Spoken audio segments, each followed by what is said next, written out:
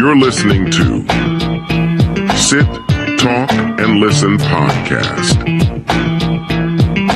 with your hosts, Payroll Rob and Zadie Bauer. Yes, hello. It is us. It is your host, Payroll Rob, and I got my other co-host with me, Zadie Bauer. Zadie, hello. Hello. We are on episode 19. It is Tuesday, September 24th, 2024.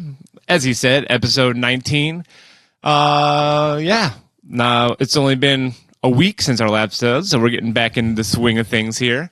1 week since you looked at me. It's been 1 week since we looked at each other. Is that Bare Naked Ladies? Bare Naked Ladies. Yes, I do believe that's the case. I don't think I could name you three Bare Naked Ladies songs. I don't think I could.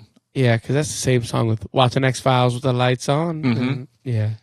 Something about Leanne Rhymes. Trying hard not to smile, though I feel bad. I'm the kind of guy last at a funeral. Yeah, we're just going to recap the whole song real quick. Dude, it's a good song, man. It's a good song. Bare Naked It Ladies. is a good song. We had big weekend of college football just happened. We're sitting here as two Mizzou fans, wiping the sweat off our brows, barely sneaking past Vanderbilt. I don't know, were you watching that game live, Davey, or not? Did you catch it after the fact? Of course I was watching it. We talked after it. That's right. Well, I have to bring everybody in on the story here. Yeah. Of course I was watching it live. I'm sick of these 19-year-olds. These 19-year-olds think they can be flawed. They think that they can be imperfect. No, this is major D1 football we're talking here. You can't just come in willy-nilly as a 19-year-old, not expect to get criticized. I haven't made mistakes since I've been 16, so That's I don't right. know where this entitlement that we can't talk shit on these kids. Exactly. Boo them more.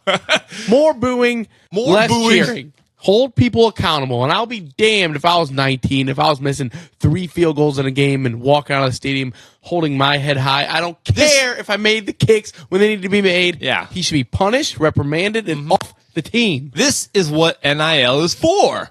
This is what the money is for. So we, as grown people, can get together and talk shit about kids and not feel bad because they're getting paid. We're paying you.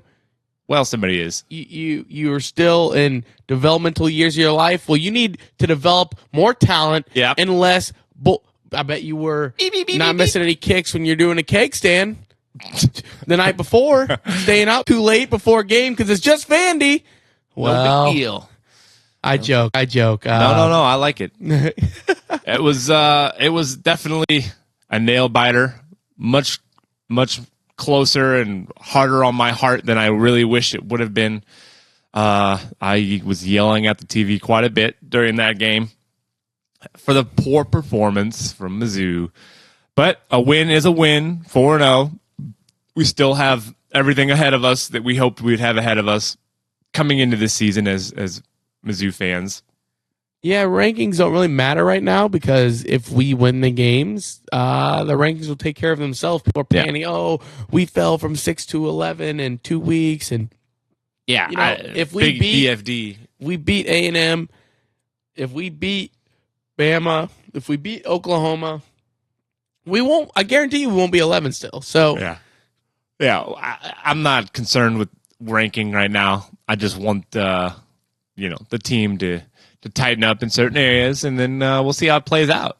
And while we're on the subject, I know we have lots of Illini fans, but especially one of our close listeners, Illini fan. So that's out. They went and got the job done in Nebraska. They look good. They're also 4-0. Big victory. Big one. That was a good game. I caught that one too. Nebraska, not the same doormat that they've been for the last 15, 20 years.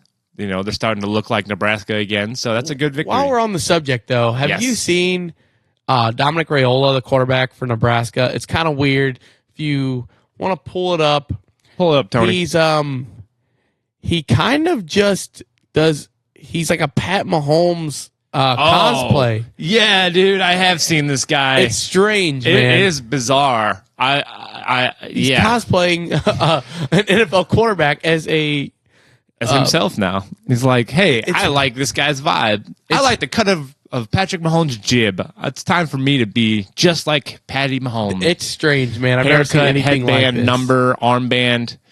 It is wild. His mannerisms, the way he walks, his pregame routine. He literally. Somebody must have told this guy, hey, if you want to be great, emulate your game after this guy. And he took that to heart. Yeah, if you're listening and you're not familiar, even if you're not a college football fan or sports fan at all, just go look up Dominic Raiola, the quarterback for Nebraska, and the similarities between him and Mahomes. His Rob said, down to his haircut, the way he dresses, the way he wears his uniform, his number, just how he walks. It's strange. It's a really little uncomfortable. Yeah, it's weird, man. Now here we go. Is that a bigger?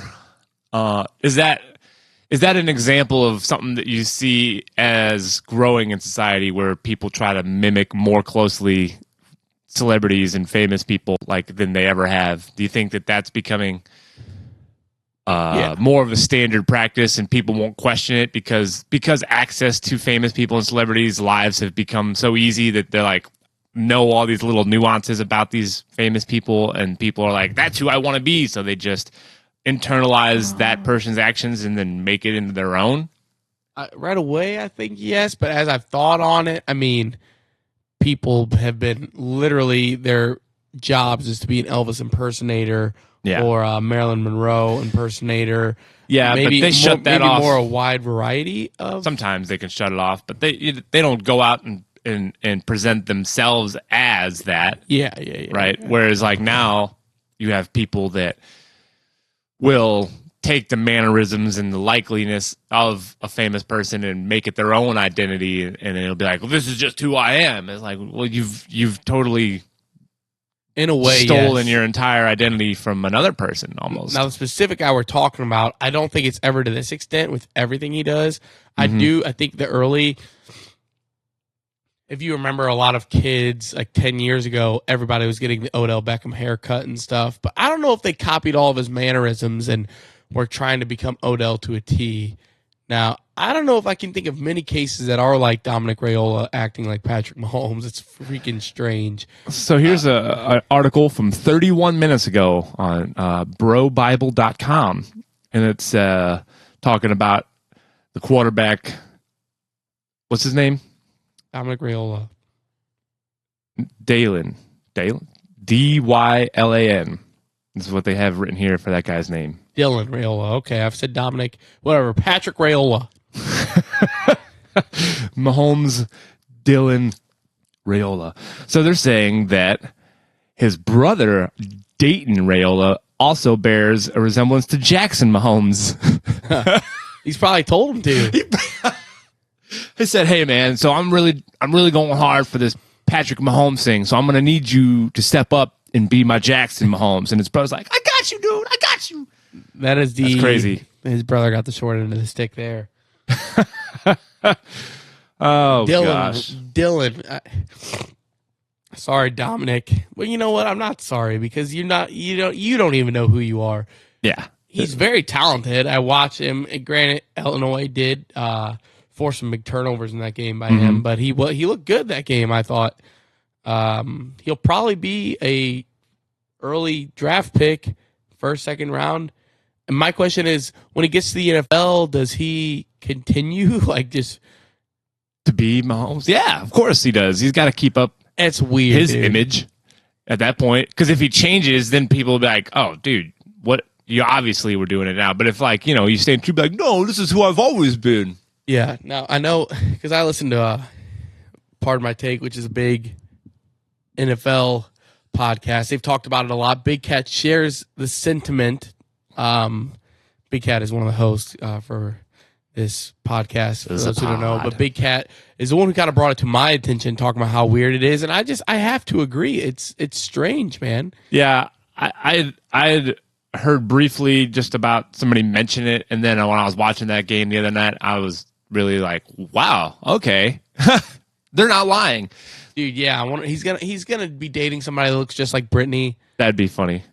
That'd be great. Like, you can just watch, I'm sure there's TikToks or YouTubes out there just showing visual examples of this. I'm trying to think of other people right now, to go back to your further question, if this is more common. I don't know. Like, this is obviously, it's being brought to light because of Nebraska's success and how big Patrick Mahomes is. But, I mean, I wouldn't be surprised if we have some Travis Kelce impersonators. But I think also it takes somebody like Patrick Mahomes, who has such a distinct kind of way of being.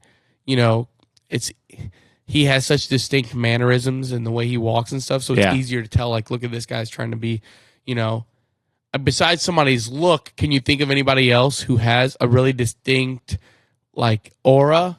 Sure. Where you can be like, that guy's copying his every move or her every move. Yeah, I think that there are a lot of famous people that have that quote-unquote aura about them. If somebody had the mannerisms of Lil Wayne, or had the mannerisms of Dave Grohl, or had the mannerisms of James Hetfield. Like, there's people out there that, try to do that. Like, they'll grow their hair long and they'll walk around saying, yeah. Well, I don't know. Yeah. I mean, but this is all imaging things. I'm talking about, like, his, I don't know. I don't spend a lot of time watching videos, so I don't have, I can't have any examples of, like, oh, I saw this guy talking and walking and doing things to try to emulate so-and-so.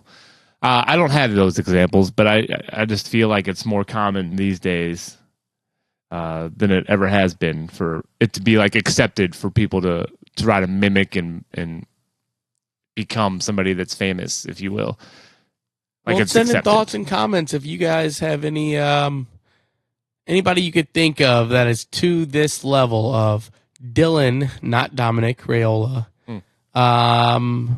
mimicking Patrick Mahomes. Speaking of comments and stuff, I know if we can get into the YouTubes of last week just to read the comments, because we had comments. I think we had a couple comments in YouTube. I think we asked people to chime in.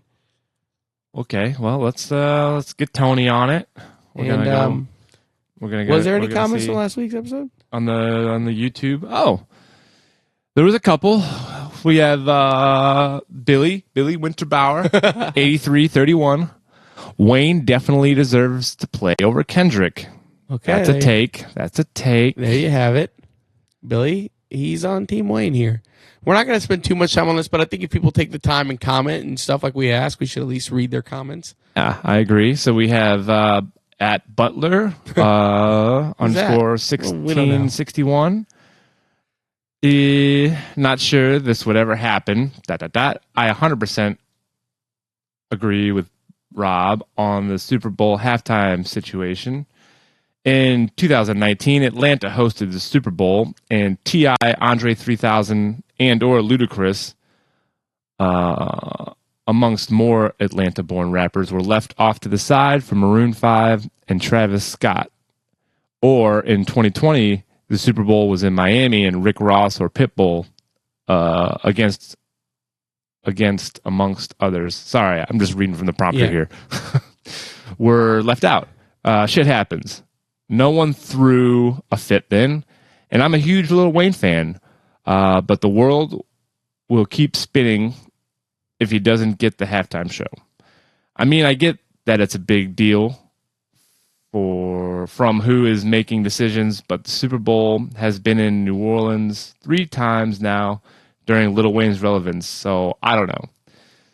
So I see what he's saying, and I'm glad that he makes those points, because that's pretty much what I was saying, is like there's been a lot of Super Bowls in a lot of big cities, and it's like we're only talking about this one because they picked a rapper, and they're like, oh, well, what about this other rapper that's from New Orleans? Why did we pick him? Whereas if they would have picked anybody, like fucking Imagine Dragons or something stupid like that, nobody would say shit about Lil Wayne not playing it. But since they picked a rapper, everybody has to make a big deal about it not being Wayne, I guess. It's clickbaity. It's ridiculous. I don't know. To me, it just seems like a way for for them to make headlines and for people to talk about them to be relevant currently. Yeah. I mean, I see your point, but don't you think if they did the Super Bowl out of a prison and P. Diddy didn't get to do the halftime show, there'd be some fuss? That's his home. That's his home currently. P. Diddy is in jail. Thank goodness. A lot of charges coming up on Diddy. A lot of information coming out. A lot of things people have been talking about for years. Lots of baby oil. Lots of baby oil. I mean, what are you going to do with that much baby oil? That's what I want to know. Amount of baby oil. It was so much baby oil found that there was like Las Vegas sex workers union essentially came out and was like, hey, just so everybody knows, don't use baby oil as lube. That shit's bad for you. So wild. I guess they're just out there oiling each other down, and I don't know. Fucking. I think with that weird. much baby oil, that you're probably what he was probably doing was filling it in like little tubs. little wrestling action. Yeah, that's my thought with that. Like what is that? Old school, where we got Blue doing the wrestling with them two ladies. Yeah, that's what came to my mind. My boy Blue.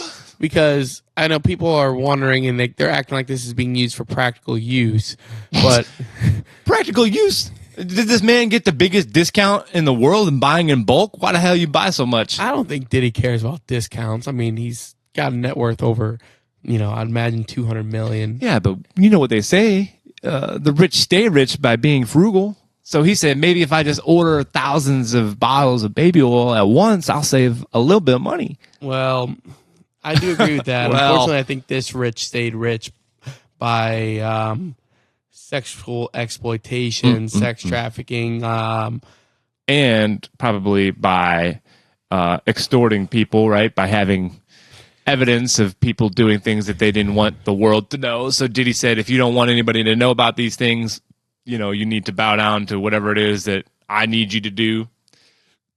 Yeah. Right? Yeah. Now a little peek behind the curtain. Rob and I, we had discussion, whether or not there was not a lot of topics that jumped out to us this week. I thought this was an obvious one, but to Rob's point, this is kind of just stuff right now coming out with P. Diddy that has been kind of hush-hush behind closed doors, eyes wide shut for a while. I mean, I don't think this shocks a lot of people as much as the shocking thing is that it is something that was being swept under the rug because of all the big names and stuff behind it is being brought to public light, which is what I found interesting.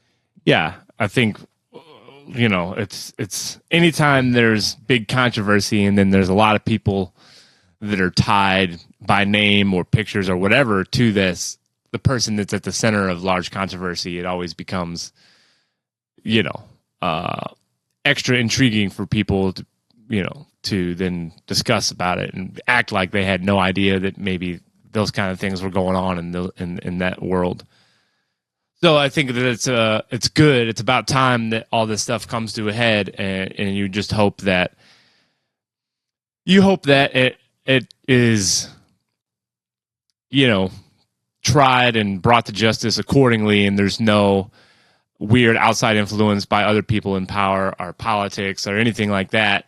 And that everybody that was involved in the situations and the stuff that Diddy was doing is held accountable. The world doesn't want another Epstein situation. That's all. Yeah, and that's what I was going to ask is because with Epstein, being tied in with Gates, Clinton, Trump, all those people, and, he Epstein himself. Does this... Do you think, this might be, it's pretty dark, but I feel like it's pretty logical line of thought here with all these names and things surrounding Diddy. Will it get to the point, will it make it to trial, or will Diddy Epstein himself?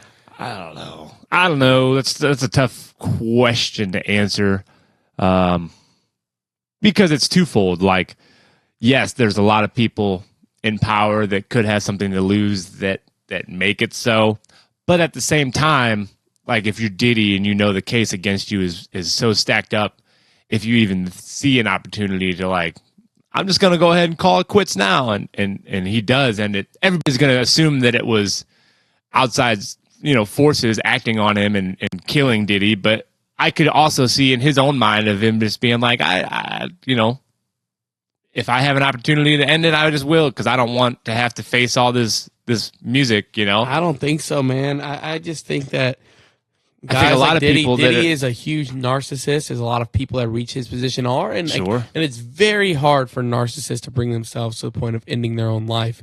I don't know. I just think that they would rather do that than have to actually face the downfall of their own narcissism. Wouldn't you want to call out to the light if you're Diddy and you're being painted in this picture to be like, look at everybody else who's involved in this too? I'm not the only one. Why am I getting all this backlash? And he absolutely might. It'll be interesting to watch unfold. I think another interesting thing about this is a few months ago, were we recording the podcast? I think at the time where Cat Williams came on. Yeah, we talked briefly. Now it's interesting because because I was talking about the amount of books that Cat Williams said he read. It's just not. I read 10,000 books this year. That was pretty good. That was a good impression. Well, but I do think besides that, a lot of the other stuff he said is coming to light. I mean, and another thing I think is interesting about this is I was seeing a clip of 13-year-old Usher Raymond talking about how he lived a whole year with Diddy back then, and he was even talking back then about how uncomfortable in some of the situations he was being put in by Diddy made him when he was just there trying to work on his career as a young, very talented man. I think there's a lot. I think there might be a lot of artists, public figures now that were being groomed back then, which I think is another interesting dynamic to this whole situation.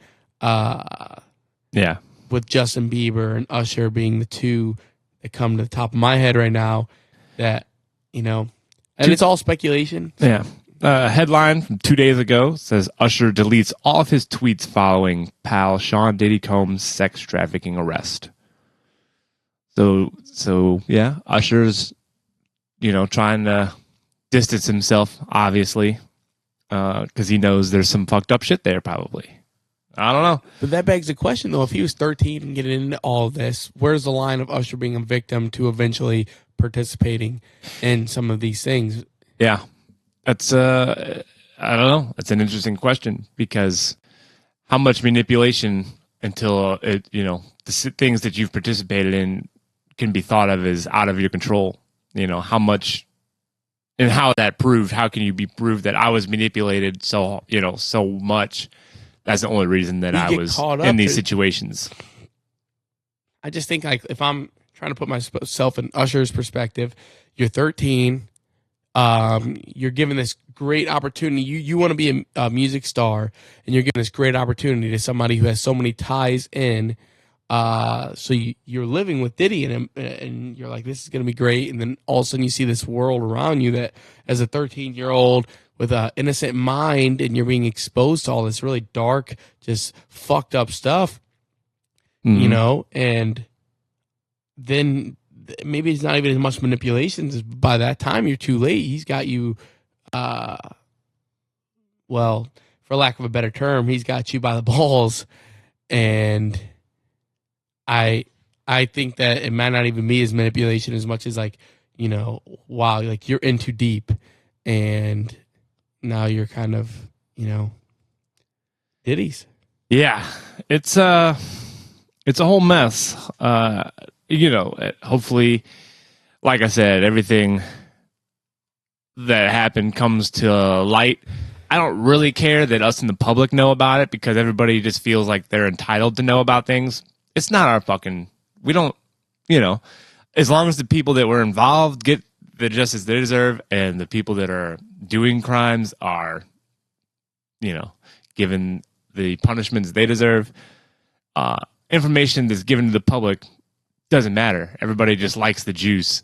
That's really all that's about. But we're not entitled to fucking know anything about what's going on. If there's charges that are happening, that's all you need to know, and they need to prosecute those charges to the fullest extent.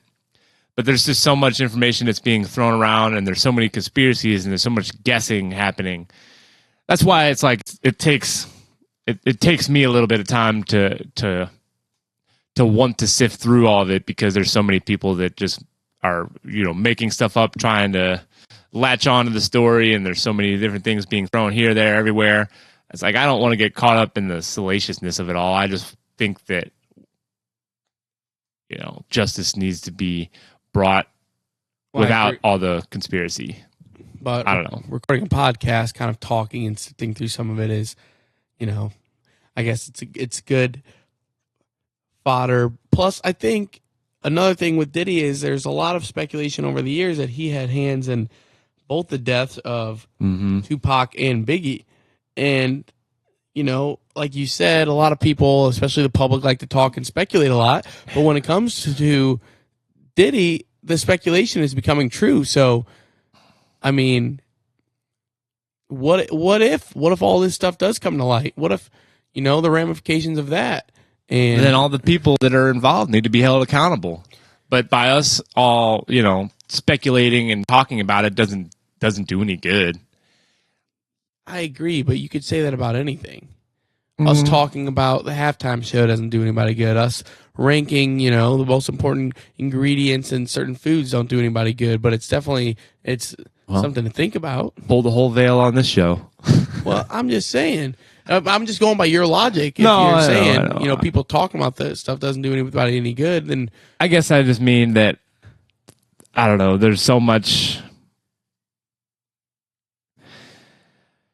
there's just so much stuff that gets made up and talked about like it's true that I would rather wait till I know what is true, and then we can have discussions on facts and not discussions based on speculation.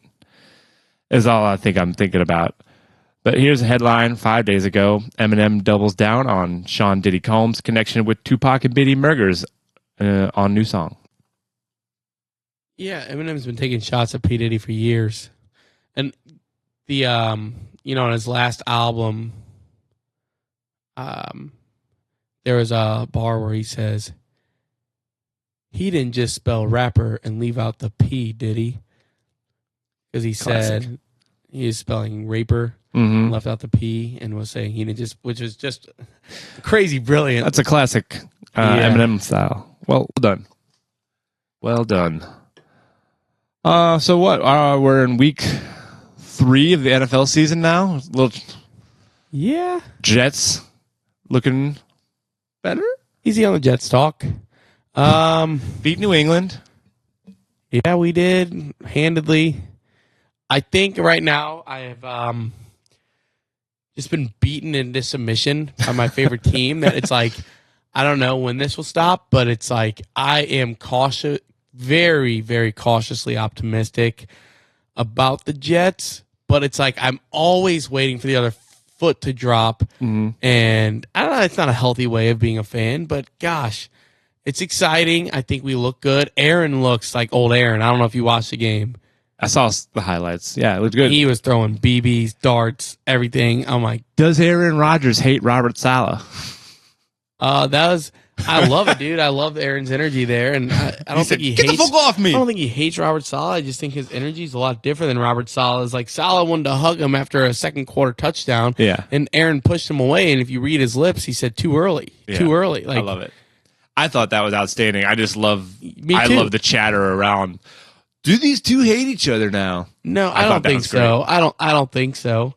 I think that Aaron's just a winner, and I don't think Robert Saleh is. At least at this point, he's got to learn how to win. You can jump around and hugging guys because we have a second quarter lead. It's just not winner behavior. You know? No, I agree. You got to have a different mindset than what the coach is projecting right there. But that's why Aaron Rodgers is Aaron Rodgers, and God, I loved it. I loved every single second of it. And, then we go on to play Denver this week, and who I thought was going to be an easy win, but then Denver comes and lays the Godsmack on the Buccaneers, who looked great. The NFL is just so unpredictable. Yeah. And I think I love college football, but I love the Parody. Yeah. The parody of the NFL. You have any given Sunday is more legit than any given Saturday. I mean, obviously, there's some pretty crazy upsets that go on in college, but more often than not, the expected outcome is the outcome in a college game, I'd say. Yeah. Whereas in the NFL, the expected outcome is definitely not as common. Like, it's more of a coin flip each weekend. Except for when it gets to playoffs, a lot of times the inevitable seems to happen. Yeah. There's a lot of parity throughout the regular season, but it does seem like when there's a Patriots run or this current Chiefs run of back-to-back dynasties, it kind of seems like you almost know the ball's going to end up in Brady or Mahomes' hands and that they're going to win that game. Yeah. But even within that, like to your point, during that Patriots incredible run, their best team didn't even win the Super Bowl. They ran into the buzzsaw New York Giants. And Eli Manning, Tom Brady's kryptonite. Who knew? So, yeah, to your point, even when you think Patriots are inevitable, Chiefs are inevitable, that some crazy shit still happens, and which is why it's like, it's. I mean, people joke that it's scripted, but it's like it's so hard to. There's so many moving parts in this game. Like, yes, the refs could definitely play a part in it, but I think that the whole scripted narrative, and this isn't going to make my dad happy, but it's just like there's too many moving parts. There's too much, especially now with the gambling and stuff. Like, yeah, I think people just love talking about that narrative, but there's just the reality of it is that the logistics of trying to control an NFL game and an NFL narrative are just way too much. There would be leaks all over the place. There would be people talking about it. It's just not possible. There's 22 guys on a field running at full speed on any given play. So for them to script out what's supposed to happen is preposterous to think about. It's not possible. So I don't know. As much as, I think it's funny when people are like, look at them, though. They're always giving these teams, like it used to be the Patriots, right? Oh, the refs are giving them all the calls, and now it's the Chiefs. Oh, the refs are giving them all the calls. And the Chiefs did get the Chiefs got a bad call or non-call in their favor this weekend. But yes, which is every weekend, apparently everybody had. But that's what happens with good teams. They end up being the benefactors of calls every so often. It just happens. I think it's too because these teams are so good that it's under a microscope, so people are waiting. Yeah. The truth is, these bad calls happen against both sides for every team. But when your team's under a microscope and you want to cope with why are the Chiefs so much better, and I hate the Chiefs, dude. Mm-hmm. But I don't know if this is deja vu or if we've already talked about the same thing. But I mean, if you're going to be looking for something in particular, yes, it's going to stand out more when that said thing happens. Right. But the Chiefs, they get penalties called against them too. Lots of them. So yeah, the whole NFL is scripted thing is it's a wild fun narrative to talk about, but it's wild. It's just like a flat Earth thing. Like somebody came up with something they thought was kind of a funny idea, and then people latched onto it as reality. So somebody was like, man, this NFL has got to be scripted. And people were like, yeah, you know what? That makes sense. Let's go with that. Yeah, and it's also good coping, Yeah. If the things don't go the way you want them to, it's easier to say, well, this is scripted, it's rigged, than to just say, dang, didn't see that coming, or like, man, that was a mistake, or anything like that. Yeah. Yeah. That's just how it is. People don't like to be wrong, so they want to feel like they were wronged, Yeah, because if these things are scripted, then let's go to baseball. It also has billions of dollars in it. Last year, the Diamondbacks went on an improbable run and made it to the World Series Finals. Now, when you say in something that's scripted, they would want a market bigger than Arizona to be the one that's going on this fairy tale run and getting to the end there. And when you say if the NFL is scripted, it'd make a lot more sense for the Jets who play in New York to not just be this impoverished franchise like that all these bad things happen to all the time. When you say that you would rather have the Jets be on a dynasty than the Kansas City Chiefs, a small market team in middle America, than they're America's team now, brother. Well, that's Taylor Swift's team. I'm just saying if it was scripted, it would make a lot more sense that you'd choose a bigger market I agree. have these dynasties happen. I agree. But that'd be too obvious. That's why they have to do the small markets. Yeah, and then I mean, so yeah, it's interesting to say the least. All right. Well, in other sports news, it is now hockey preseason time. Getting ready for some NHL action? Yeah. I mean, NHL, it's right around the corner. So excited. I am excited. I just don't know how much our listeners care about NHL, as much less the preseason of it. Yeah. I'm excited for it though. That's probably all we need to say is we're excited for it. Yeah. I don't think there's any details we need to launch into my on it. My hesitation wasn't my excitement. It's thinking about like. No, you don't give a fuck about hockey. That's what I heard. No, I think it'll be a fun season. You know? Yeah. I think it will. I'm ready for it. Baseball season's been over for like 4 months at least. Now, some of the things I was thinking about, though. Yeah, what were you thinking about? Is, just like fun little. Again, it's not a week that has a lot of huge headlines. No, we didn't do a ton of show prep today. Who knew? No, that's fine though. Oh, also, I'm sorry about last week. I had cited that Prince did the halftime show in Minneapolis. Yeah. And I backed you up on that. It was brought to our attention that he did play in Miami, but we never claimed to do show prep, and we never claimed that we know anything either. So. I've prefaced so many times on the show that we are idiots. Yeah. So I do appreciate though people fact checking us, and please continue to do so. Keep fact checking us. But it was like me, that's the Mandela effect. I would have bet any kind of money on it that was a Minneapolis Super Bowl. Yeah. But look at us, bunch of idiots. Prince killed it regardless, so. Yeah. Definitely one of the best halftime shows in recent memory. Well, speaking of best performers, and we've talked about halftime show, and this is just something that's coming to me now. Not just musical acts, but not just like as an artist alone, but who do you think are some of your top 5 best performers of all time? Oh, wow. That's an interesting question. Performers, top 5 of all time? So we're talking about, you probably got to put Michael Jackson on this list.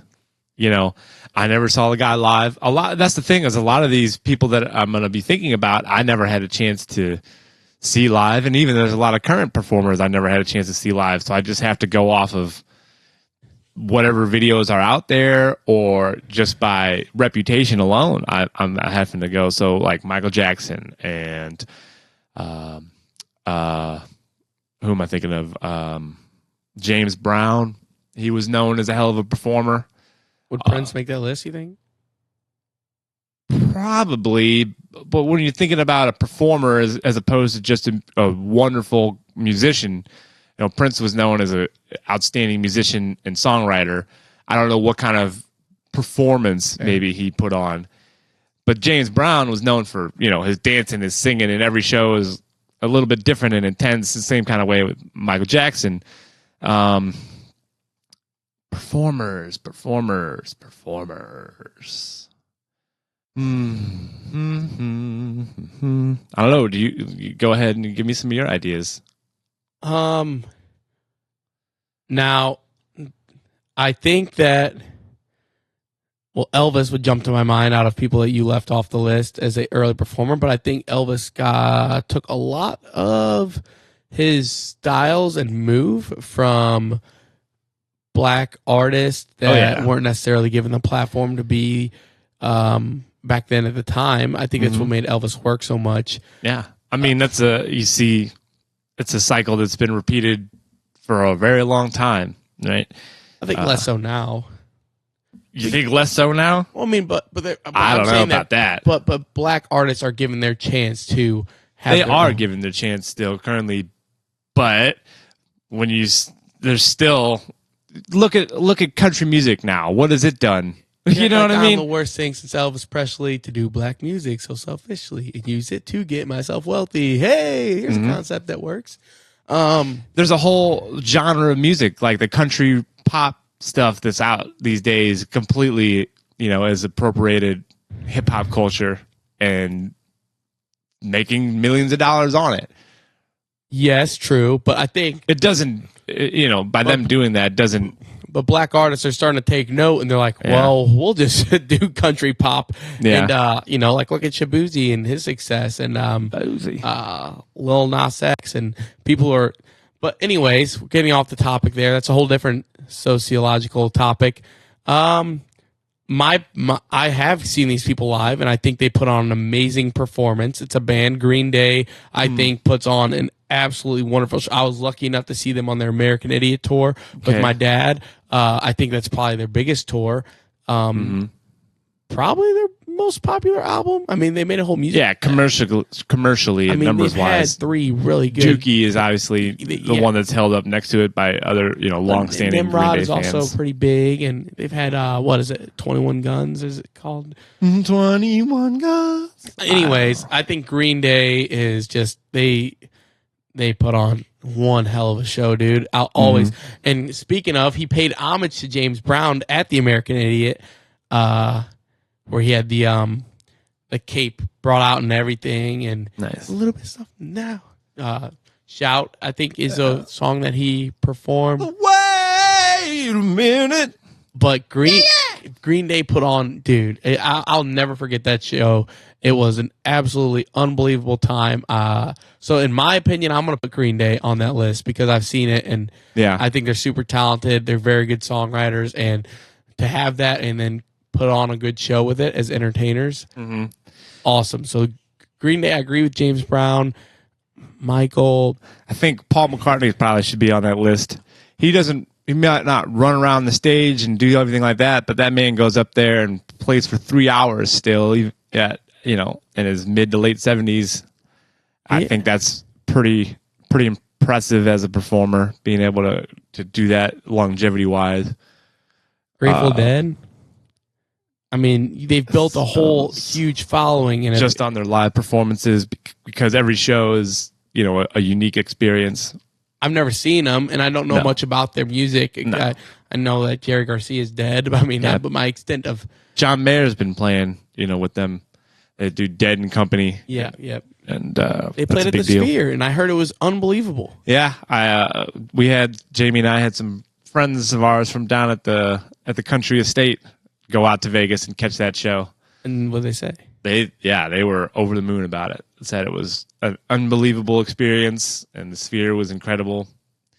Yeah, they were big fans. For sure. Yeah, it's hard to talk about. That's why I think Grateful Dead might have to be mentioned, just because of the following they've accumulated just off of their performances. Yeah, no, I agree. So yeah, another question I had for you, is okay. So in this hypothetical scenario, you have to stay in a house, Bo Burnham style, for an entire year. We'll say, well, look who's inside again. Exactly. Now, the stipulations of this, let's say they give you $1 million, whatever. I don't care what the fucking stipulation is. Stipulation is you have to be locked inside of a house for a year. 1 year. And they part of the stipulation is your entertainment is you only get one artist or band to listen to for that entire year. Okay. And then you get to choose one TV show. That's the only TV show you can watch for that entire year. And you can choose one food and drink besides water. You get water.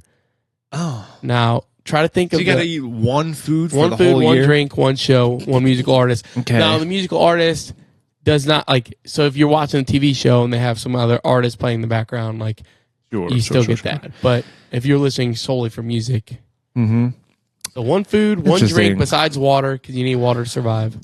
And there's payout at the end of this. That's the idea. If you whatever, either there's payout or you get shot in the head if you don't. Whatever the scenario is, you just have to be in this. Okay. Well, yeah, I don't know. I guess give me Rush for my one band. They got a massive catalog. It takes me a month to go through it as it is, so just start back over every month. No problems there. TV show.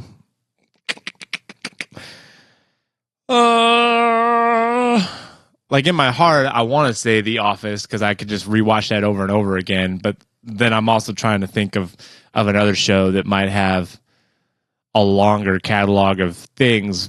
But I feel like anything that'd be a longer catalog, like let's say Jeopardy or something. You know, how much Jeopardy can you watch before you have to start back over? And then you're like, oh, I already know these questions. Price is Right. Can I watch all years of Price is Right? You get so sick of it. Would I? I mean, probably. It's like if you start back at the OG that music. Price is Right.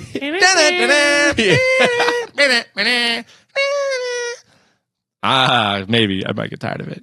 But do you have to watch the show all day, every day, or is it just like when you feel like it, you can watch it? No, I mean, you get one musical art, so you can take a break. That's what I'm saying. Like I spend a few hours listening to music, and then I'll go watch whatever the same TV show for a little bit, and then just chill and I do a lot of journaling. Probably.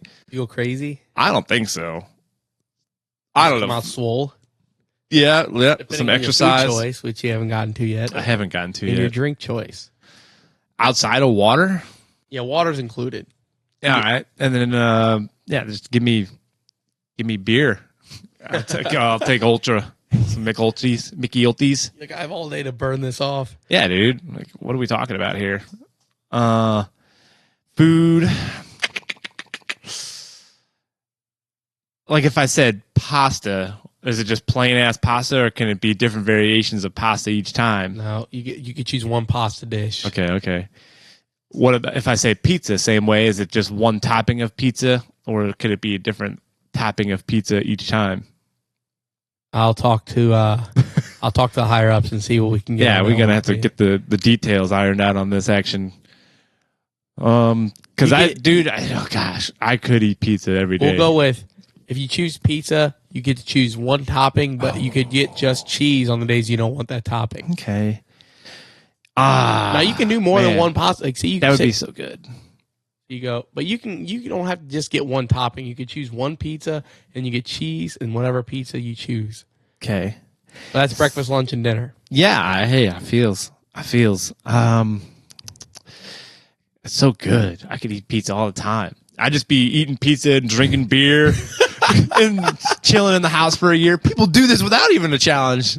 Just pizza, dude, like that's so unhealthy. Yeah, but you don't have to eat a shit ton of it every day. Like say I have go all water for weeks. Yeah, I could have one medium pizza last me a whole day. Just have a couple slices here and there. You know what I mean? It's like I don't have to binge on it just because it's available. You think after that year's over, I would ever want pizza again? Yeah. Yes, it's so good. It's so good. The sauce, the cheese, the crust, the toppings, it all comes together so good. It's just got a lot of good stuff in that. What beer you choosing, boy? Mickey Ultries. So we got Mick Ultras. Yes. I'm guessing you're going pepperoni sausage? Pepperoni, you like the hamburger? I do love meats and I love meats. I'd probably just go regular hamburger. Be a little bit better. I knew than like cured meats. You like the hamburger. I do, but I mean, you know, I like me the bacon and the sausage and the pepperoni too. But I think in the long run, plain hamburger would be the best choice. Hell, I don't know. And I don't know. I guess I haven't made a. Now, what if I said football was my TV show? I just get to watch any football. Is that outside of the bounds? Does it have to be a specific show? You could choose. No, it has to be a show. Okay. Yeah. That's a live event. Family Feud's got a lot of episodes out there. I was thinking Family Feud. That could be a good one. It's fun. It's a fun one. Yeah. And that could just be on in the background. And I'd probably choose Family Feud. That's funny. I was thinking Family Feud. But I was also thinking. What were you also thinking? So you're going, all right, so for your final answers, you're going Family Feud. Yes. Mick Ultra. Yes. Pepperoni and hamburger or just hamburger? I thought it was only one topping. No, I said you could get unlimited toppings on that pizza, but that's the only variant besides cheese you could have.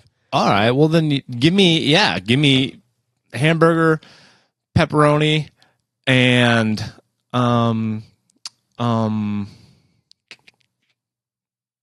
green peppers. All right, so we got Rob's year. He's got pepperoni, peppers, hamburger, pizza, or cheese when he so chooses. Would you ever choose that, you think? Yeah. Okay. Sometimes. And then other times I could order it and then pick the toppings off and have, little pepper cheese action or something later on. I don't know. Who knows? Make Ultras. Yeah. Rush and Family Feud. It sounds like a wonderful year to me. I mean, you get a lot done, too. Yeah, I'm saying a lot of journaling, opportunity to write. You don't think that solidarity would ever get to you at all? Am I not allowed to talk to anybody from the outside? No. You can't talk to anybody in the outside Not world? in my rules. Not in my rules. This is my hypothetical world. No, I get it. That's why I'm asking the questions. I don't know. I'm somebody that, like, being alone doesn't bug me, Like, being by myself for extended periods of time is totally cool. Now, after months and months and a year of it, I would absolutely be ready to talk to other people, sure. But could I do it if there was a carrot at the end, like money or to not die, I guess? Yeah. We'll say money. You get $1 million. Yeah, if I could do it. I could do it. In The my door's mind, there because we'll give you $1 million. The door's there. It's open. You get this room, and in this room there's a bed, microwave. Because got to heat up the pizza's brought to you every day, but it's like slid. You don't get to see them. Yeah, and they drop off a 12-pack of ultras with it, I guess. However much you want. Ooh, yeah. Hey, man, Unlimited. Now. No, that'd be good. I could do that. I could do that. I'd like to hear other people's comments on these 4 things too. TV show. So you're also giving up. You are a sports fan. You're giving that up. You're giving up social media and for a year. Phone. We'll say you get 1 5-minute call to any person once every. No, never mind. You don't get that call. No call. You get 1 letter. Okay, yeah. Every 3 months. Oh. Yeah. From a send person. Or receive? Either. Both? Okay. Yep. I'd spend my whole year writing letters and then not sending them, and then I'd send them all at the end. And then I'd make a book, call it the Bible. It'd be letters from Rob. Let's hear. I want to hear what people. I'm thinking mine would be. So TV shows is interesting. I also thought it'd be kind of fun to choose Sports Center because you can go all the way back. Sure. You can go all the way back to the 80s and like it'd be kind of fun just catching up and like watching. And then could you watch current episodes of that? Yeah. Yeah, that's a good one. show. Sports Center. That's a good one. That's a good one. And it'd be kind of like the old days where you're relying on Sports Center for your sports news in this world. For sure. Because you're not getting it. And it keep things, you'd stay sort of relevant on current events. You'd track the tickers and stuff at the bottom. Yep. Nope, that's a really good one. I didn't even think of that. That's a good one. So I'd probably choose Sports Center. God damn it, why didn't I pick that? My drink, I think, I don't know. Would I go alcohol? I might go, Need that caffeine? yeah. Yeah. I might But go. if you're just in the house all day, man, you can just like sleep it off and kick that caffeine habit. Because I think I'd want to use this time to also just get in elite shape. So Yeah, I'd but want you the can do it energy. without caffeine. Yeah, because I guess I could kick that caffeine. That's what I'm trying It'd be to like a say. week of headaches, maybe. Yeah, once you get past that initial detox, if you will, of the caffeine, then it wouldn't be so bad. So I'll go water and, do I want to go alcohol though? I don't know. I just did because it's like drinking water, but you catch a nice little buzz at the end. Yeah, I do like your man. Because I'm like, what else besides water would I be like, oh, this is good, something that I'd want for the whole year? I don't know. Like soda? No. Could care less. Energy drinks? No. I could do without after a week or two. I don't need them if I'm not having to go to work or whatever else. I can just sleep that shit off, until I get natural energy built back up. But I do like the seltzers, dude. Like I'm thinking like maybe pineapple neutral, but Oh, see, yeah, that'd be all right. um, And it's like, no just because it's available doesn't mean you have to like get fucking tanked every night or anything. Yeah, lots of water. You could have lots of water and like one seltzer just because you wanted something to taste a little different. And it's like, what's wrong with that? Now, my musical artist is I'm debating between two things. One is an artist that I love and has just so much fucking music out there between his mixtapes, his albums. That's Lil Wayne. But I'm also thinking of Kanye because all of his albums are so different. And there's such a different sound to them. Yeah. That there's a lot of Kanye that I could, he has so many different albums that sound so differently. I think I would go Kanye. You going Kanye over Wayne for your heart? And I love Lil Wayne, but I think that just to get the variety of different sounds, his albums are so different. I'm going Kanye. I'll go Bud Select for the drink. Ooh, shouts out Matt. You a big Bud Select fan? I do love Bud Select. I'm going Bud Select. And food.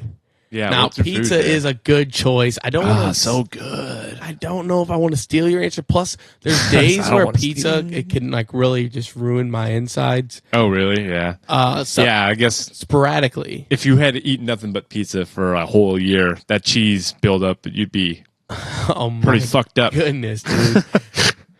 God, it's so dude, good. well, I mean, that's the thing is like at least with pizza, you could just fucking scrape all that off if you really wanted to and just have like a cheese or a sauced bread almost at the very, so like you don't have to intake the cheese every day. But I also love cheeseburgers. Yeah, cheeseburgers might be, but do I get the fries with it? It's my world. No. I can't cater to myself. It's not a meal. So no. It's what food option would you have? You could have a burger. You could deconstruct it every day, and then eventually you would just have a pile of lettuce and tomatoes. You can make a little salad. Yeah. And then you just have a big pile of buns if you ate it without the buns. You could have, I feel like bread today. And you have like, little chunks of bread or whatever. I guess the same argument could be made for like tacos. If you had tacos every day, you could sit there and separate out the ingredients and then make it into something. Tacos is good. Burritos, but it have to be one burrito. Yeah, like you have to get a chicken burrito every day. Yeah, this is so tough. I could do a steak burrito every day. I mean, think about it. If you go to Chipotle and you got a steak burrito with like, you get your rice on there and you get your beans and you get some of the corn and you get all that stuff, it'd be good. And you could really separate that kind of stuff out. And but I'm more of a burrito bowl guy. Yeah, you could do that too. You wouldn't get the shell, obviously. I think I am. That's a good point. And so I'm going to go steak burrito bowl, black beans, brown rice, sour cream. Dude, I'm so hungry right now. Corn salsa. All I can think about is food. Dude, but I just thought that was a little fun exercise in a week we didn't have a lot to talk about. No, I like it. I like it a lot. I like it a lot. So I think so we got Rob's list of Rush. Yep. Family Feud, which I also that was between SportsCenter and Family Feud for me. So Family Feud would provide an entertaining, show. Like, right, each show is entertaining. But I think SportsCenter. I would probably pick SportsCenter, but I'm not going to steal your answer. You can go SportsCenter. No. We can make this consensus. Would you go Kanye over Lil Wayne? No. That's it. Just no. I like Wayne's catalog more. I do not too. That I don't like Kanye's. My reason was if I'm going to be in a place for a year. You know what? Scratch that. I'm going Lil Wayne. He said, you know what? Had time to digest. Wayne it is.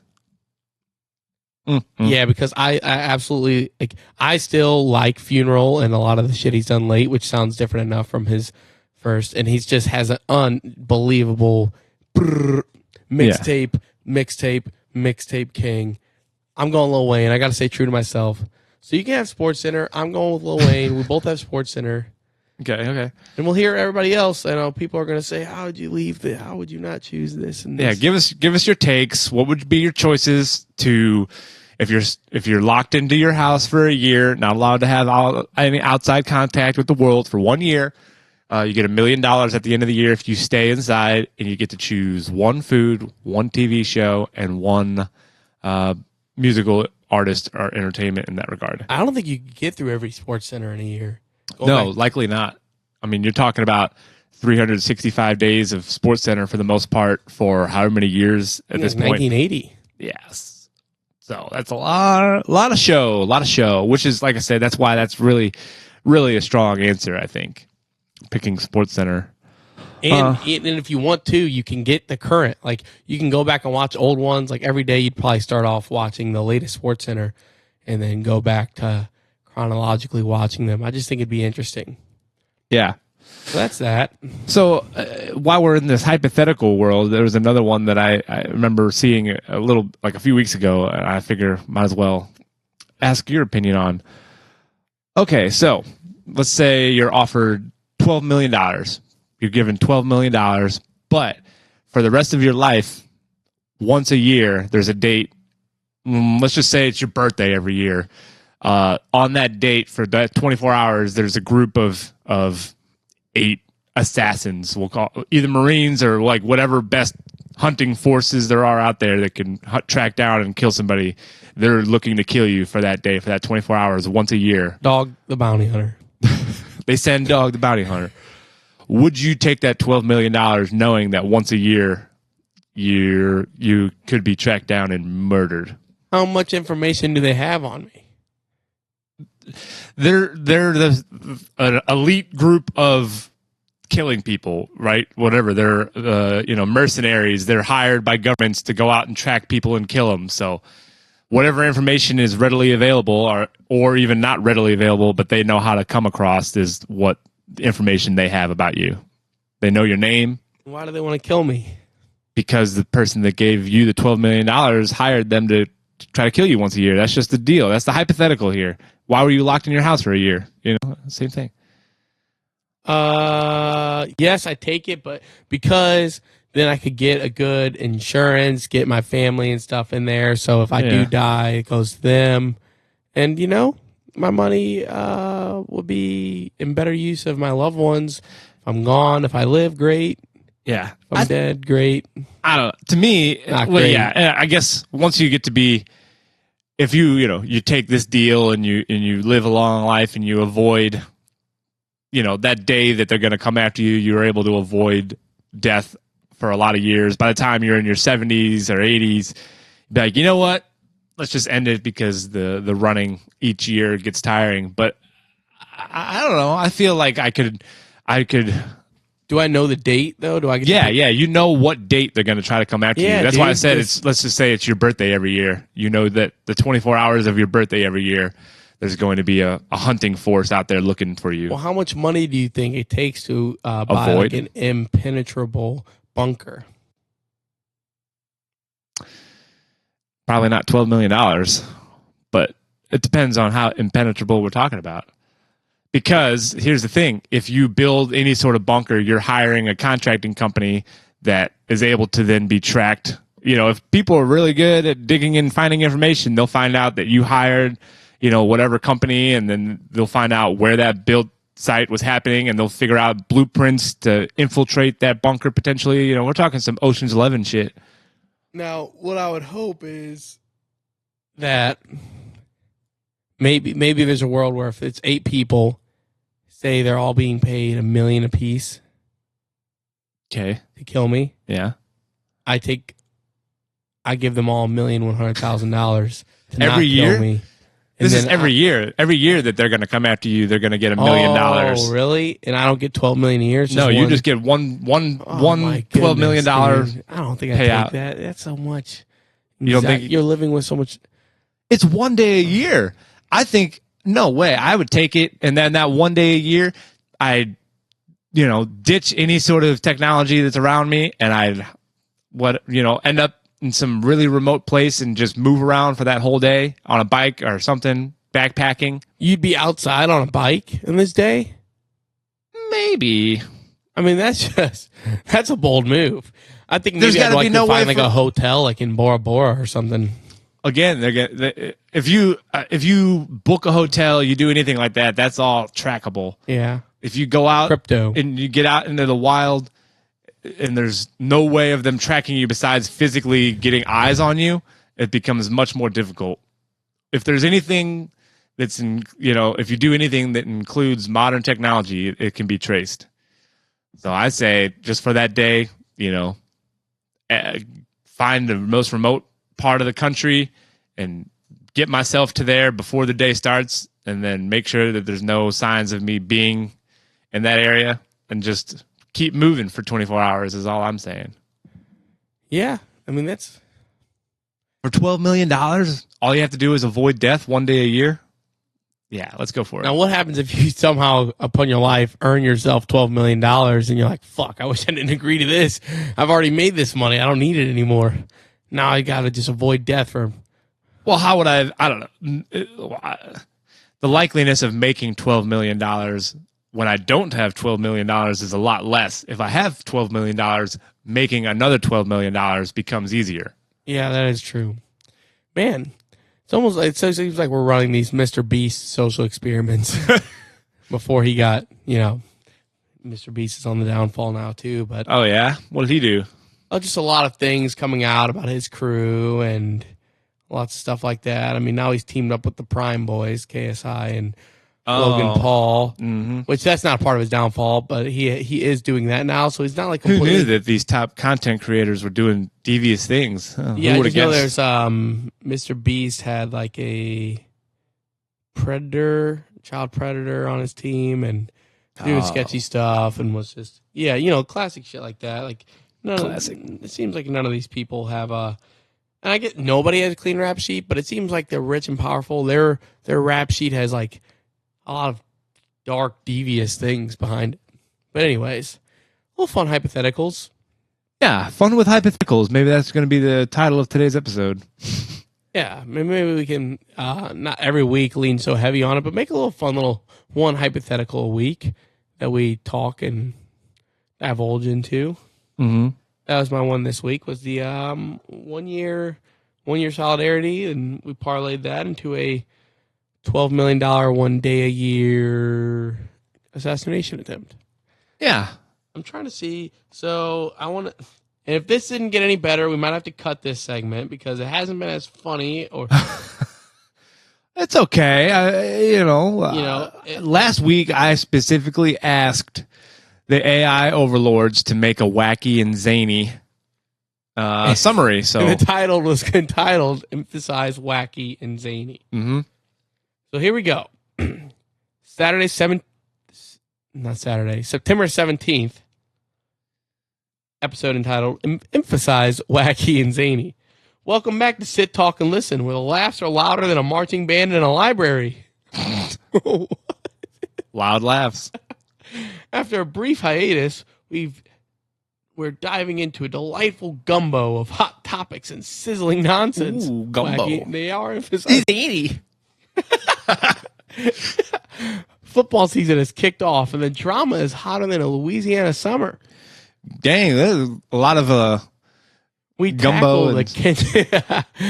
Maybe they're really going for that with the whole Louisiana, topic of, probably.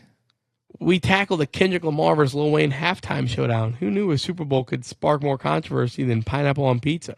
Was it a slam dunk to pick Kendrick or a major foul against Wheezy F Baby?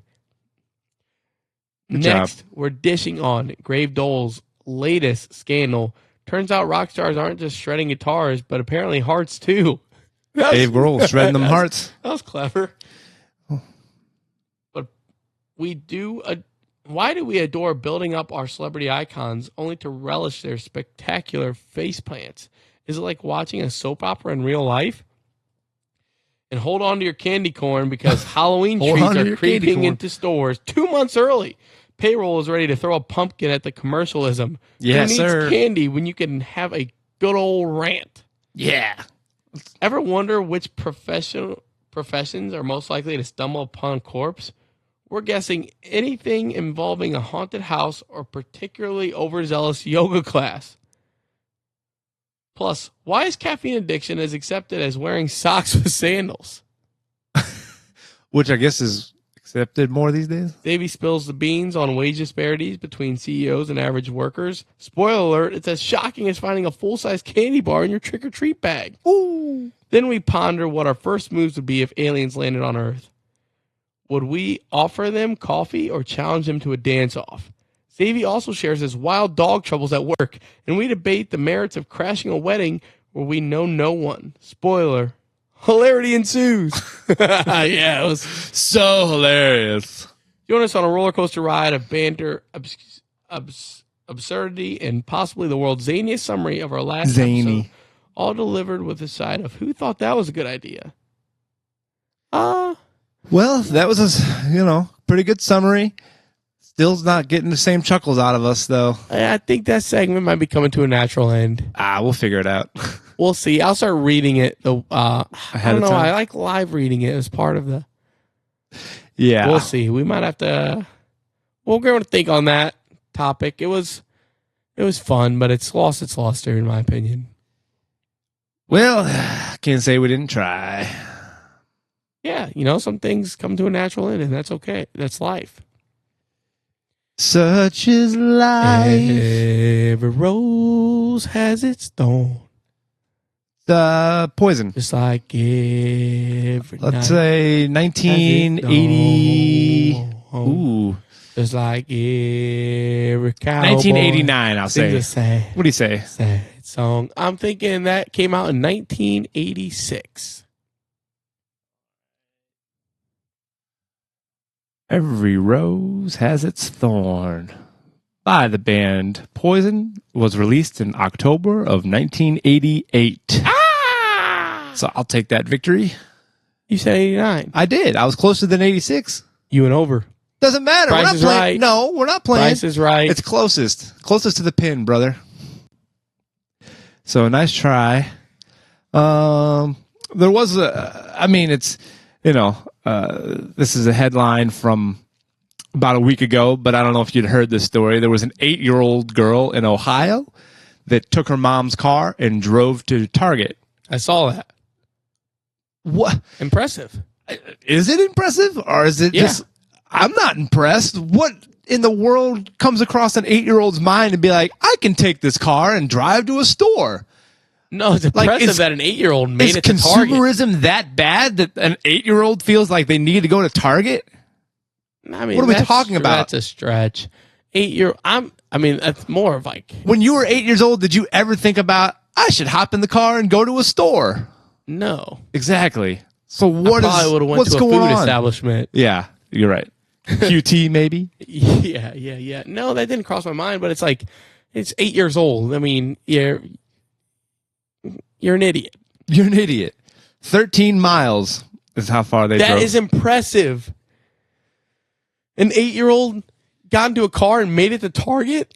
But why? Who taught her to drive? I mean, okay, the whole being taught to drive idea is She made it to Target. That's impressive. 13 miles? When you're teaching somebody to drive, you're typically not teaching them the physics of like how to drive. You're just teaching them the nuances of the road and the rules of the road. Like the physically of like, all right, you hold the steering wheel and you put your foot on the gas and the brake. Like that's pretty easy to understand. Is it fair to question the parenting in this situation? Yes. Come on. That's what I'm questioning. You don't blame the 8-year-old, you blame the parents. What do you mean you don't blame an 8-year-old? You still blame an 8-year-old for making the choice of getting in a car and driving. 8-year-olds are stupid. That doesn't matter. That doesn't mean that they get away with it. It doesn't automatically absolve them from any responsibility in the matter. Yes, it does. No, how? How do you say that you can't be responsible for your actions just because you're 8-year-old? I mean, if you're 8 years old, you're stealing mom's keys and driving to Target, there's a lot of negligence on the mother's behalf in this scenario. But there's also a lot of decisions being made by the 8-year-old. Yeah. So it's like it's both. Parenting obviously is lackluster in this situation for it to happen in the first place. But I blame the parent more than the kid.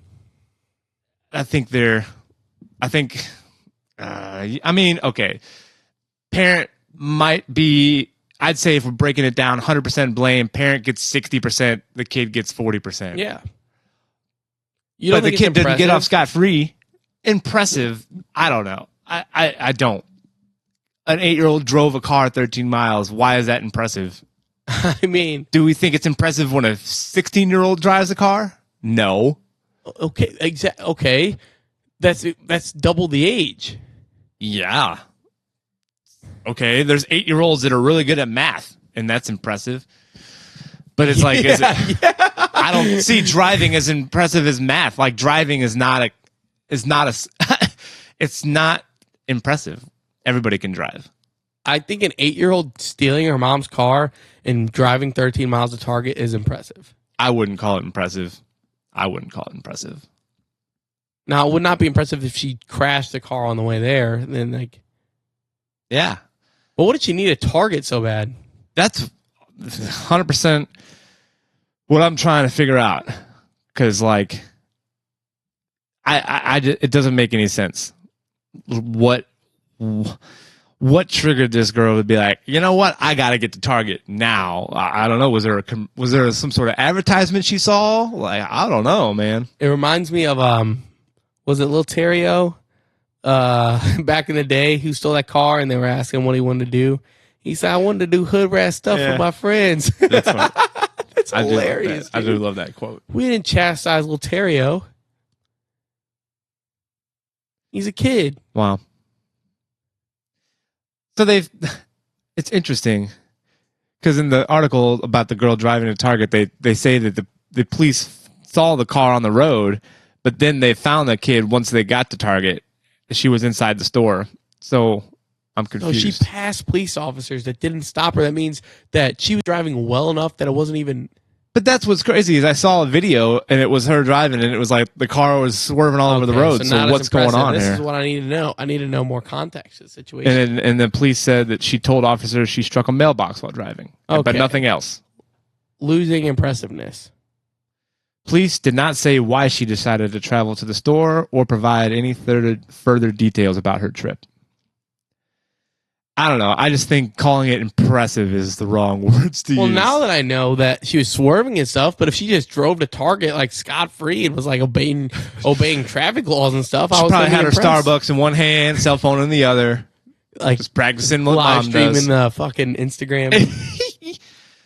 Oh, what a world! What a world! Don't let your 8-year-olds drive your cars. No, guys. I doubt the mother let her do this, but I still think there's a lot of negligence, like bad parenting to have an 8-year-old think that that's even okay to do. Yes, I agree. You would never have thought. Yeah, you said I thought that. There's no way we would have even came to that idea when we were 8 years old. No, that's what I'm saying. Can you imagine Jeff's reaction if you took his fucking Ranger? No, I remember specifically one time I was like 10 or 11. He asked me to go out to his truck and grab something for him. So he gave me his truck key to go unlock it and grab whatever it was he wanted me to grab. Well, I was like, oh, this is a good chance to just start up the car and see what's going on. So he had a stick shift. You know, my dad had stick shifts. And so when you park a stick shift, you either leave it in gear or you have the emergency brake pulled. So he was parking it by leaving it in gear. Me being a 11, 12, or no, like 10 or 11-year-old, didn't know it was in gear. But I knew that to start the truck, you had to put your foot down on the clutch and start it. So I'm like, I'm just going to give this a go. So I put my foot down and I start it without my foot on the brake. And the truck like lurched forward because it's in gear. And like just bumped into the back of my mom's car that was parked in front. No damage happened. But I'm like, oh my God, oh my God, oh my God. So I, turned the car off and I rolled it back a little bit and hopefully I don't think he ever mentioned it after that. So God knows, but I was intrigued enough at 10 or 11 to try to turn on the car, but I knew instantaneously that I fucked up and shouldn't have even gotten anywhere close to doing something like that. So the idea of an 8-year-old being like, yeah, I'm going to just hop in this car and take it to Target is like crazy that I guess they just had no fear of repercussions or something. But when you're 8, though, you don't know anything. This whole idea of 8-year-olds not knowing anything is ridiculous to me. Your frontal cortex isn't even fully developed till you're 25. It doesn't have to be for you to still know initial right from wrong. Like, that's instilled pretty early on. We did a lot of shit at 8 years old that we would not do now. Okay, that's probably true, but we didn't do any shit like that. Yeah. I agree. I mean, I guess along the same lines, thinking like if you're 8 and you kill somebody, like you don't get away with it. You shouldn't. Yeah. Yeah.